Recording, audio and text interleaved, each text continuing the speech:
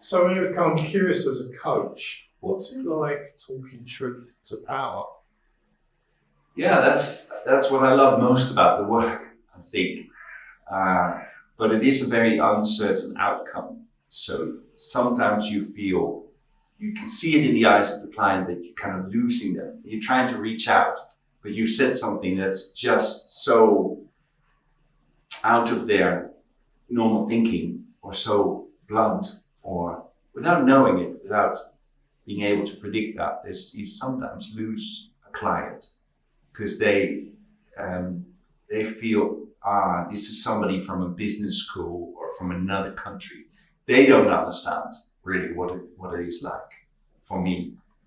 So this is something that I've increasingly tried to prevent by saying, maybe I don't understand what it feels for you. A black person, a black woman in a position of power in this company. Maybe I won't be able to understand that.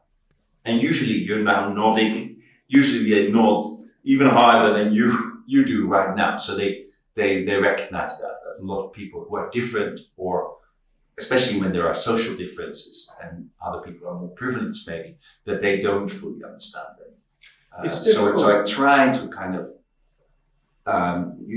it's like rolling out a bridge towards the person first. It's difficult territory, I would say, because we know from all the data and analysis we've done, power is usually one of those driving forces for most leaders. Many leaders are very high on status. And what I mean by that is also getting things right and being successful. Success is often this kind of driver that many leaders have, psychologically, that we see. Yeah. And so, to some extent, talking to power in those circumstances is acknowledging failure or threats, risks, things that can go wrong, which is almost a nemesis to the natural things that are important to leaders. And I'm curious about how you do that. How do you recognise the right time to perhaps mention it, or what goes through your mind, what goes through a coach's mind before tackling this? Yeah. Well, I often experience myself as quite clumsy, as not having the right timing, or some of my clients have said in the past that I blush, and I do blush. And then they say, you're blushing again. So you're not feeling comfortable, Erik. And I like that sort of feeling in the room. If they're saying, you're not comfortable, because it makes them more comfortable. So sometimes my clumsiness or bad timing is part of the work. And it's just for me to sit with the fact, oh gosh, I may have said this a bit too early, too soon, because I don't know you very well. And I just said something that's clearly having an effect on you. Maybe I said it, maybe I was wrong. Maybe I said it too soon. And so it's worth doing and trying again and again, because, when you speak, as you say, truth to power, and it lands, that's a very gratifying experience as well.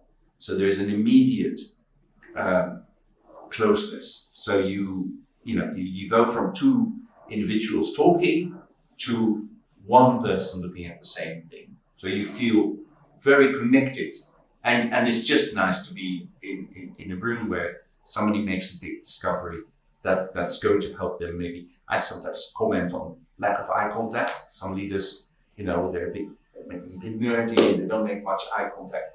And sometimes if I comment on that, they say, no, nobody says that to me.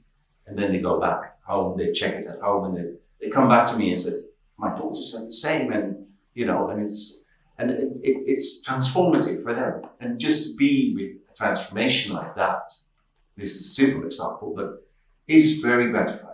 I think it's a great example. I guess what goes through my mind at this point is that can also be disruptive in a positive way, but it can also unnerve the leader as well, in the sense of, and maybe reflecting on other people like this all the time. It can actually create a state of flux for them, of guilt, even shame, all of these things.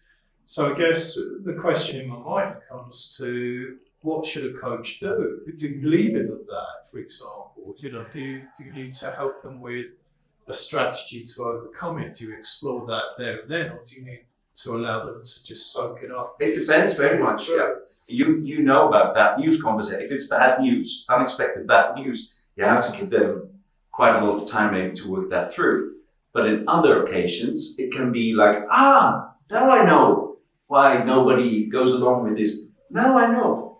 And then it's, then you're already in an upwards trajectory from the beginning. So it depends very much.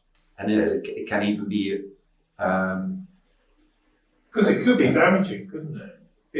If it's bad news well, and you react to that, it could be an adverse reaction. Right. Shutting down. And I can recognize it in the eye contact immediately. I sometimes see people kind of dismissing me in the eyes, and it can even lead to, this being the last session, and that was it. That takes a degree of courage on the part of the coach to be able to... And the client. And the client to hear it. Yes. The client is going to hear it if the coach isn't courageous enough to Yes. put it on the table, so to speak. Yeah. What advice would you give coaches to think about these things? Well, just say it. Just, do put it on the table and do it with integrity. So do it from a stance of loving your client. So, and that's why I'm saying niceness and challenge becomes the same thing, because it's both trying to kind of, offer your clients a gift.